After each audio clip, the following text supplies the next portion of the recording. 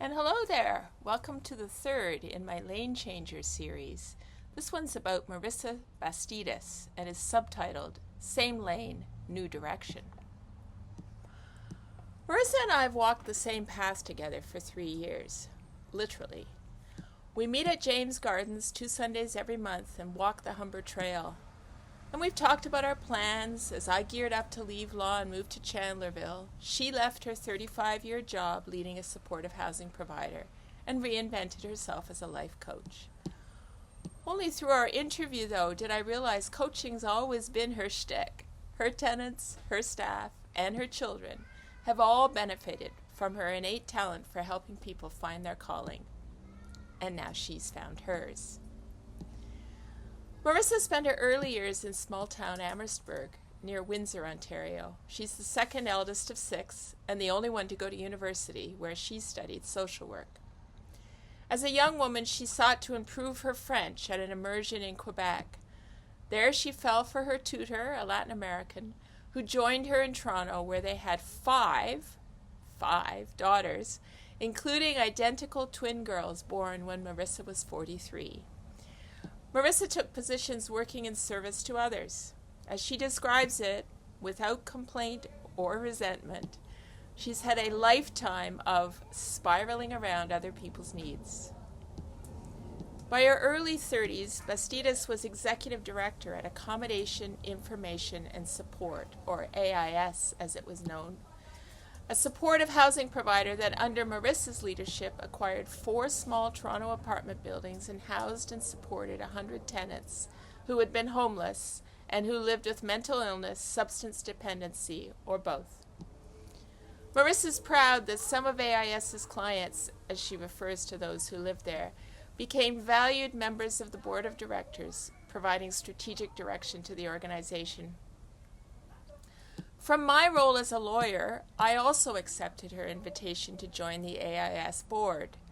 Mindful of conflict of interest, given AIS was a client of our firm.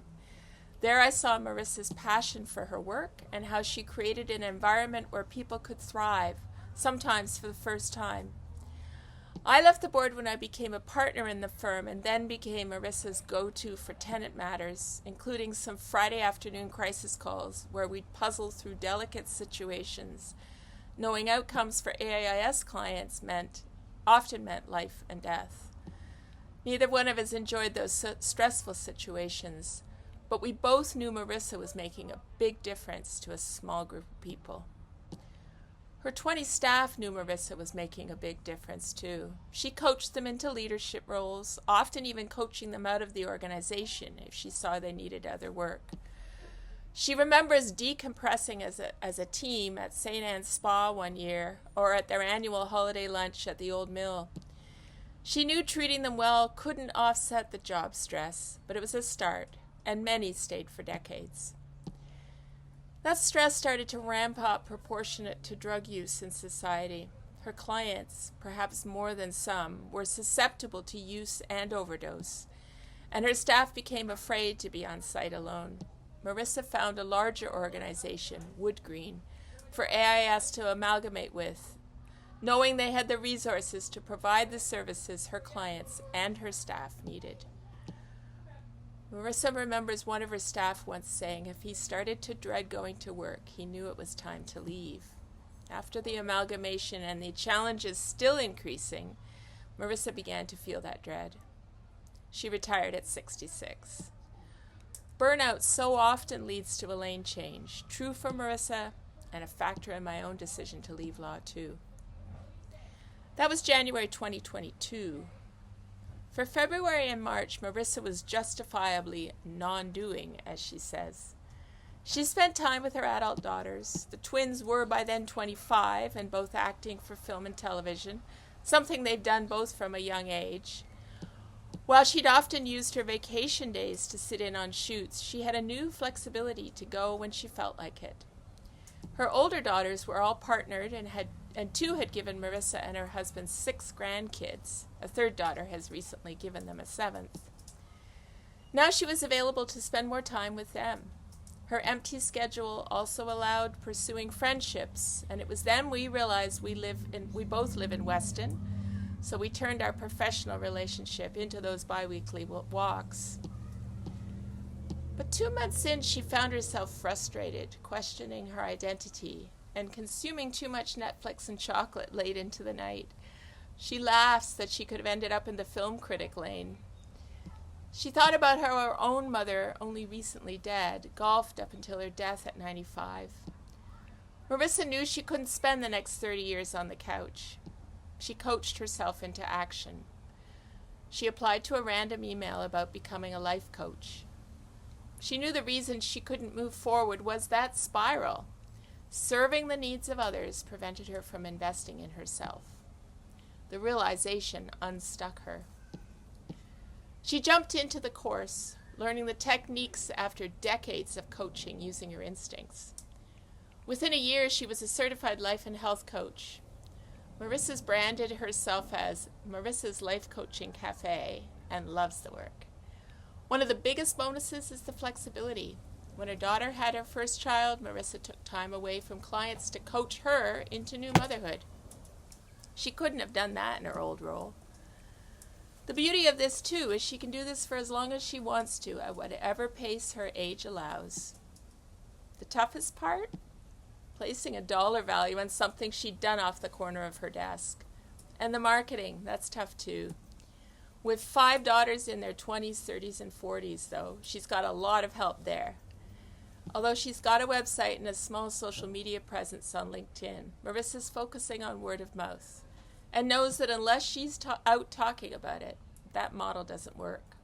So she does. Marissa's proud she's attracted clients from ages 23 to 80, proving it's neither too early nor too late to make a change. People seek coaching for different reasons, but there are a few themes. Lack of confidence or being mired in imposter syndrome or self-doubt, feeling overwhelmed or confused, and fearing success, failure, or rejection. She's quick to tell me coaching is not therapy, that her techniques are more about encouraging curiosity about other ways of living and promoting changing habits. They can nonetheless feel therapeutic. Who's supportive of this lane change? Well, people Bastidas met through her course, including the accountability buddy she Zooms with every couple of weeks. Her daughters, though, are her biggest champions. They're excited for her to be starting something at this stage. She hopes they'll think about lane changing when the time is right. She credits her late mother, too, as someone who led by example with her can-do attitude and a cheerleader to all her children in whatever they pursued. Seems like Marissa may have adopted some of that in her own parenting. Any regrets? Well, lifelong Catholic Marissa draws on a quote from Pope Francis. Even the pain points ripen into something. That period as a couch potato, those times of self-doubt, all that produces the joy she now has. Finally, I asked Marissa Bastidas about another lane change. She's turning 70 this weekend, and so I expected her to say no. But not so. Ever the social worker, Marissa thinks it's absurd only those with money can be coached. She hopes one day the system will pay for her to coach anyone, from school children to clients like those she supported at AIS. I hope for that world, too. If you're thinking of a lane change, you may want to check out Marissa's website, www.lifecoachmarissa.com. Check it out, and thanks for watching.